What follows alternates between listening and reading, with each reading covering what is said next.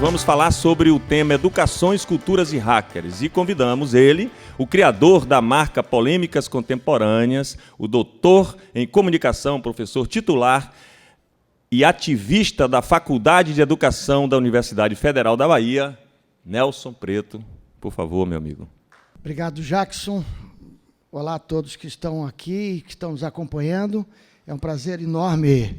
Estamos aqui iniciando essa maratona de 32 mini-conferências, configurando uma espécie de um mix de TED com as nossas polêmicas contemporâneas, que são eventos semanais como uma componente curricular da Faculdade de Educação. E o tema que nós vamos tratar hoje aqui é sobre educações, culturas e hackers, que é, na verdade, o título do meu último livro, lançado pela Edufba, e conversaremos um pouco sobre os desafios do contemporâneo nesse contexto, que serão tratados ao longo desses dias em todas as outras 31 conferências. O primeiro desafio que a gente tem fundamental no contemporâneo é a velocidade com que as tecnologias estão se transformando. Então, nós estamos vendo que os futuristas, aqueles que fazem as pesquisas sobre qual será o futuro da humanidade do ponto de vista das tecnologias, estão apontando que os computadores, em torno de 2029, estarão no nível dos humanos. Esse cara que fala isso é o Kurt Weisel, que é um desses analistas do desenvolvimento das tecnologias, que faz prospecção. Isso, obviamente, tem significado mudanças radicais nos paradigmas com que a gente está vivendo no contemporâneo. Ou seja, concepção de mundo, concepção de saberes, concepção do pensar, concepção do viver em sociedade, não sem dizer que isso tudo, da mesma forma que é muito bacana, que possibilita a gente estar aqui ao vivo falando num auditório de um Instituto Federal, está sendo transmitido pela internet, depois vira uma série de televisão, e o licenciamento Creative Commons permite que cada um, nas escolas ou em qualquer lugar, possa remixar e trabalhar isso. Isso é muito bacana, mas não é só de coisa bacana que o mundo contemporâneo está vivendo. Então, essa dimensão do que a gente chamaria de o digital, ela mexe radicalmente com alguns valores do contemporâneo que são muito gratos para nós que trabalhamos com educação, que é pensar sempre nessa perspectiva plural.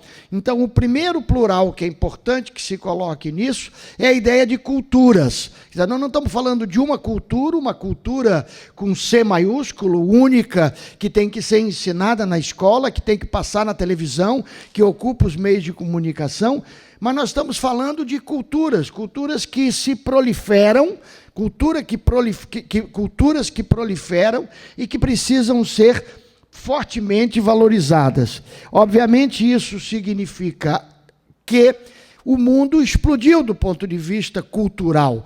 Ou seja, hoje nós temos possibilidade de estar aqui dentro do bairro de Itinga, em Salvador, em Lauro de Freitas, na Bahia, ao mesmo tempo que a gente está planetariamente conectado. Isso é uma possibilidade diferente daquela que, quando implantávamos a internet aqui na Bahia, em 1995, na primeira escola, a Escola Novo Marotinho, na gestão da prefeita Lídice da Mata, a gente dizia fortemente, a universidade, junto com a prefeitura, implantando essa primeira conexão à internet, a gente dizia uma frase que se terminou configurando como uma espécie de mantra do nosso grupo de pesquisa, que é o seguinte: nós não queremos a internet nas escolas, mas sim as escolas da internet. Trazendo aqui para a realidade de Itinga, quer dizer, nós queremos que Itinga esteja fortemente conectado, ou seja, que a internet chegue aqui. Mas é importante da internet chegar aqui, é que aqui possa chegar na internet. Ou seja, que as culturas que são produzidas localmente nessas regiões possam efetivamente ganhar o mundo e interagir com as diversas outras culturas. porque uma cultura que não se relaciona com outra é uma cultura fadada ao falecimento. Cultura, ela vive exatamente dessa possibilidade e dessa perspectiva de uma intervenção, de uma relação intensa com as outras culturas. Então, a internet e esse desenvolvimento das tecnologias, ela é muito importante para viabilizar tudo isso. Só que nós estamos vivendo um momento extremamente grave no mundo contemporâneo, com um ataque extremamente forte à internet da forma como nós a conhecemos. E isso, obviamente, significa que nós precisamos de uma luta política muito grande contra o poder dessas grandes corporações que dominam hoje o universo da internet e das telecomunicações. Falamos, por exemplo, de um grupo que ficou conhecido como GAFA, que é Google, Amazon, Facebook e Apple, que dominam praticamente todo esse universo da comunicação através das redes e que, no fundo, tem construído uma internet murada, ou seja, uma internet que não nos possibilita fazer aquilo que nós queremos, mas uma internet que apenas nos possibilita fazer aquilo que eles querem. Uma nota de pé de página importante nisso diz respeito ao que nós estamos vivendo hoje no contemporâneo com relação às chamadas fake news, né? Fake news que nada mais são do que produções de notícias falsas, estimuladas pelo poder do dinheiro, que vão circular a favor de uma ou de outra tendência política, cultural, econômica. E, obviamente, que se nós não tivermos uma internet livre, nós entregamos a análise do que é fake news, ou, como o Brasil quer agora, que é um absurdo, a Polícia Federal e ao Tribunal Superior Eleitoral, ou, tão grave quanto, entregar, por exemplo, a empresas como o Facebook, que agora decide que vai fazer uma análise para proibir a fake news. O que significa que eles vão passar, a partir de agora, a analisar o que está acontecendo e, portanto, estabelecer uma espécie de censura na internet. Mas essa não é a única forma como a internet está sendo murada. O fato de termos esses aplicativos com softwares proprietários que só nos permitem puxar o dedinho para um lado, para o outro, termina fazendo com que a gente tenha a sensação de que está na internet, mas, na verdade, a gente está apenas navegando em uma plataforma, em um tipo de equipamento.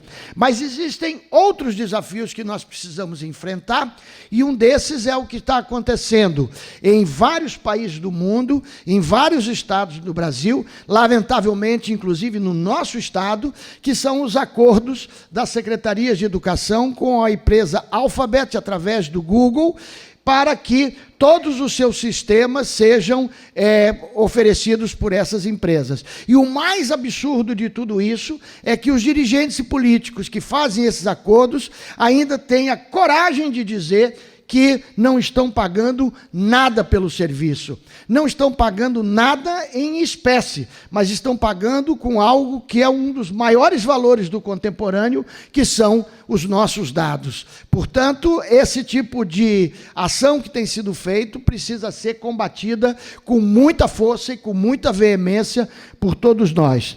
Mas temos também ações menos sofisticadas do que essa, como que nesse início de 2008, a Secretaria Municipal de Educação de Salvador emitiu um comunicado distribuído a todas as escolas, proibindo o uso de 36 aplicativos e redes sociais. Ou seja, a pergunta que se faz, obviamente, para que colocar a internet nas escolas, se tudo aquilo que é o bacana na internet, que é navegar nas redes sociais, que é usar os aplicativos, termina sendo proibido?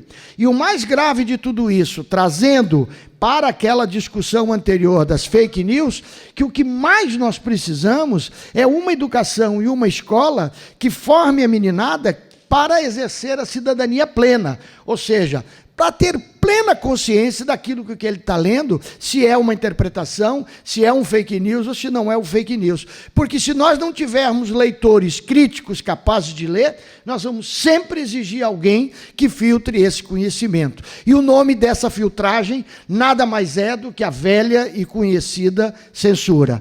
Portanto, a luta pela neutralidade da rede, a luta pela neutralidade da rede do ponto de vista tecnológica, que esse famigerado governo de Donald Trump nos Estados Unidos acabou de quebrar através de uma regulamentação, é algo que nós temos que defender com unhas e dentes, porque a internet, ela foi criada justamente nessa perspectiva de liberdade.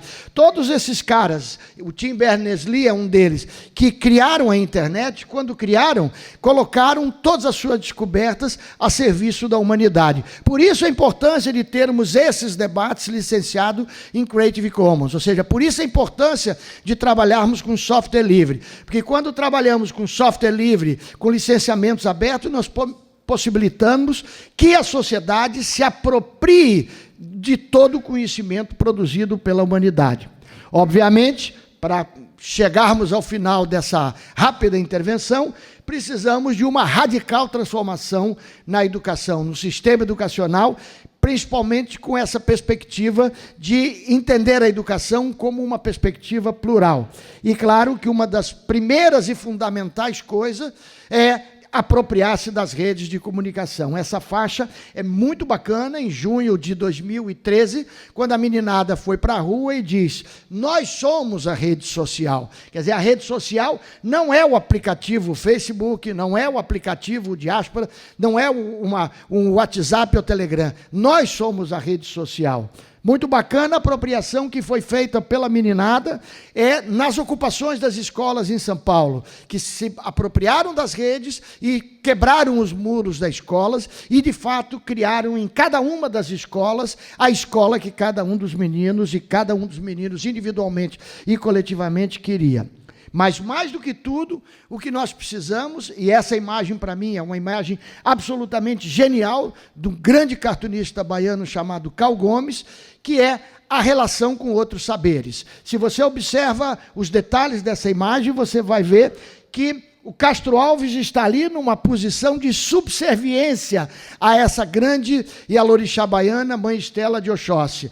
Se não tivéssemos uma relação respeitosa e valorizada da outra cultura, que não a cultura com C maiúsculo, no máximo esse cartoon teria Castro Alves e Mãe Estela na mesma posição e na mesma altura, um recebendo o outro, se é que ele não estivesse em cima de um púlpito mais alto para que ela pudesse entrar. Então, essa ideia de valorizar as diversas culturas é fundamental para a transformação da educação que nós demandamos.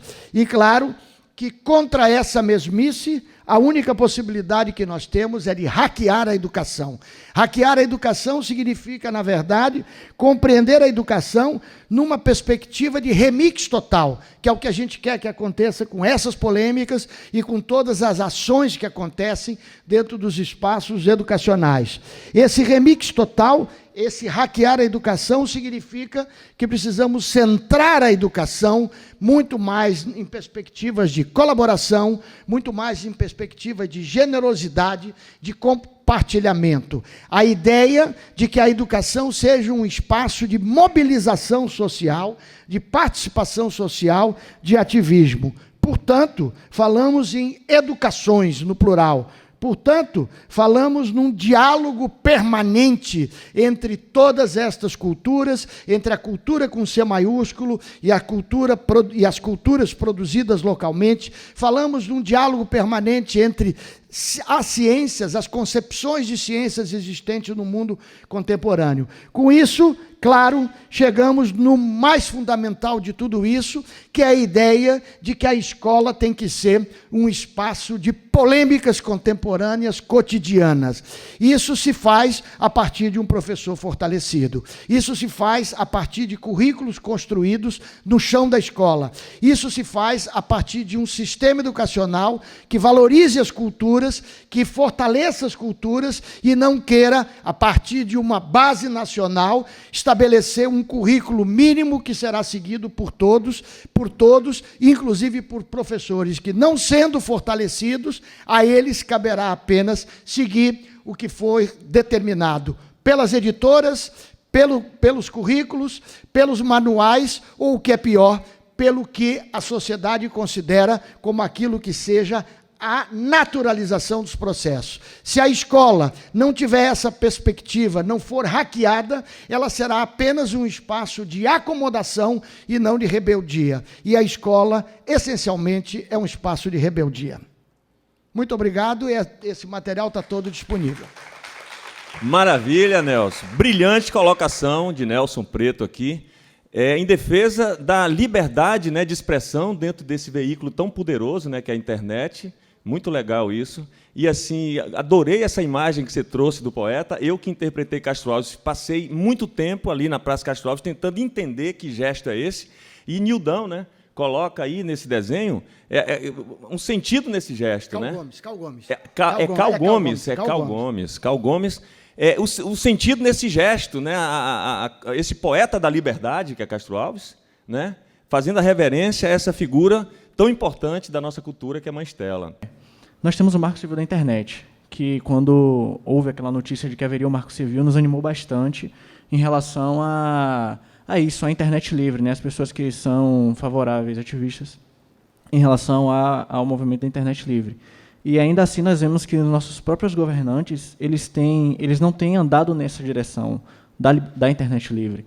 Como você mesmo comentou, na sua apresentação, sobre eles entregarem, né, os servidores das universidades a grandes corporações, como é o caso da Google. Eu queria saber o que nós, estudantes universitários, podemos fazer em relação a isso, para com que os nossos servidores, os nossos dados, eles vão em direção a software livre, e não em direção às grandes corporações, não enriquecê-los com as nossas informações. Você visualiza, quando você começou a falar, falou sobre a questão do futurismo. Como é que você visualiza essa intervenção que a sociedade precisa fazer, que os estudantes precisam fazer, frente à ação que é feita por essas grandes corporações no domínio da informação, no domínio da internet? Então, como é que você relaciona isso com sua visão no futurista, como você botou para 2029, já que, nesse sentido, o computador já vai estar próximo do ser humano? Então, como é que vai haver essa interação junto com a meninada? As duas, de certa forma, cobram de nós mesmos uma ação mais contundente, né? Quer dizer, quais são os papéis que nós podemos representar nesse momento contemporâneo. Eu acho que, da forma como eu tenho sempre posto lá no meu currículo e tenho sempre colocado como uma importância de nós, professores universitários, enquanto intelectuais públicos, nós precisamos ser mais ativistas, quer dizer, nós precisamos atuar mais politicamente. Então, tanto do ponto de vista dos estudantes, como nós, professores, como as sociedades científicas, o que a gente precisa é compreender que há um limite para o crescimento e para o poderio dessas empresas. Temos que fazer o mesmo com os meios de comunicação de massa. Não se trata de implantar um sistema de censura, mas é óbvio que nós não podemos ter um único grupo empresarial sendo dono de rádio, televisão, editora, mídia impressa e, entre outras coisas, porque esses grupos estão agora entrando cada vez mais nas telecomunicações. Então, esse poderio concentracionista é algo que a gente tem que enfrentar e o mundo precisa regular. Quer dizer, não é possível nós termos toda a circulação e o armazenamento de dados na mão de uma única empresa. Quando o Facebook tentou fazer um projeto de oferecimento de internet através do Facebook, foi rechaçado na Índia, foi rechaçado em diversos outros países, e o próprio Brasil. Nós tivemos um movimento grande ativista de dizer contra a postura da presidente Dilma, à época, que posou com o casaco do Facebook no Panamá, se não me falha a memória. Ou seja, inclusão digital não pode ser feita com uma única empresa. Ou seja, nós precisamos ter uma internet livre para que a gente possa usar Facebook, Diaspora, Telegram, Signal, WhatsApp, ou seja, a gente tem que usar o que a gente quiser e não o que as empresas querem que a gente usa. Nesse sentido, a luta pelo software livre e a luta pelos licenciamentos abertos é fundamental. Hoje nós temos lutas importantes nessa dimensão do aberto, que tem a ver com o acesso aberto ao conhecimento científico. Então, as revistas estando licenciadas e sendo disponibilizadas abertamente. Nós temos os dados abertos da pesquisa sendo disponibilizados para que os outros possam pesquisar. Nós temos um trabalho importantíssimo no Parlamento brasileiro, por incrível que pareça, com esse vergonhoso congresso que a gente tem, dentro da Câmara dos Deputados tem um laboratório hacker que está fazendo um trabalho absolutamente genial. Temos um trabalho importantíssimo na área dos recursos educacionais abertos, ou seja, da produção colaborativa e coletiva de materiais para serem usados na educação. Temos um movimento enorme na educação aberta. Portanto, em vez de nós cedermos para que esses grandes produtores de conteúdo, esses grandes desenvolvedores de softwares que concentram na sua mão todo o poder por ter na própria mão os nossos dados, nós temos que começar a trabalhar cada vez mais com mais segurança dos nossos dados e com mais liberdade na ação, na utilização de todas essas tecnologias. Claro que esse não é um desafio pequeno, nem estou eu simplificando o problema, mas são pequenas ações como essas que poderiam estar sendo produzidas aqui e depois travadas para ninguém usar. Por exemplo, esse nosso polêmica contemporânea seria o natural. Vou dar um exemplo, nós estamos transmitindo isso aqui. Na hora de definir a transmissão, a gente definiu que o licenciamento desta transmissão é um licenciamento em Creative Commons, e não um licenciamento exclusivo, fechado, proprietário, que não possibilite a remixagem e o retrabalho de tudo isso. Então, são muitos desafios e, seguramente, a ação nossa, como professores, como estudantes, mas principalmente como sociedade, é fundamental para que a gente possa tomar as rédeas desse desenvolvimento planetário e não achar que esse desenvolvimento é naturalizado, não tem jeito, o capitalismo é assim mesmo, a concentração é essa mesmo, é muito mais fácil usar tudo isso, então vamos usar porque não tem problema nenhum. Tem problema sim, e nós precisamos estar atentos a tudo isso.